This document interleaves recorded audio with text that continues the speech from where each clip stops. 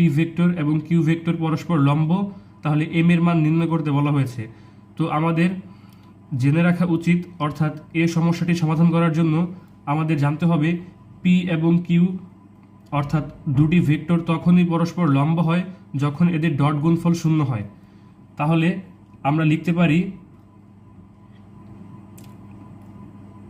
P vector O Q vector পরস্পর লম্ব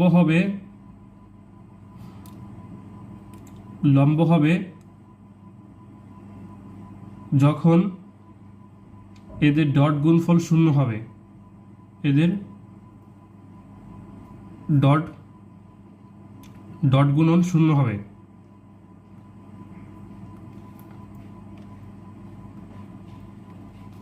তো প্রশ্ন মতে আমরা লিখতে পারি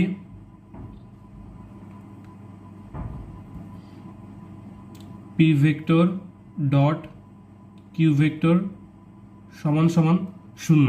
তো এখান থেকে আমরা যদি পি ভেক্টর এবং কিউ ভেক্টরের ডট গুণফল করি তাহলে কিন্তু আমরা আমাদের কাঙ্ক্ষিত উত্তরটি পেয়ে যাব। তাহলে পি ভেক্টরটা 5i cap plus 3j cap minus m cap dot Q vector i cap plus j cap plus 4k cap সমান সমান শূন্য। তো এখান থেকে আমরা কিভাবে ডট করতে পারি? আমরা i এর সাথে i এর সহগের ডট করব, j এর সাথে j এর সহগের ডট করব এবং k এর সাথে k এর যে সহগটা রয়েছে তার ডট করব। তাহলে আমরা 5 আর এখানে সহগ 1, তাহলে গুণ করলে হবে 5 একে 5 প্লাস এখানে 3 আর এখানে 1 3 একে 3 এবং এখানে মাইনাস m আর এখানে 4, তাহলে মাইনাস 4m ইকুয়াল 0। তো এখান থেকে 8 মাইনাস 4m ইকুয়াল 0। তো এখান থেকে মাইনাস 4m এখানে আমরা লিখতে পারি মাইনাস 8।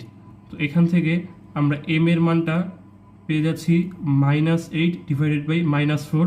তো এখান থেকে কাটাকাটি করলে 4 একে 4 এবং 4 দুগুণ 8, অর্থাৎ এখানে m এর মানটা হলো 2।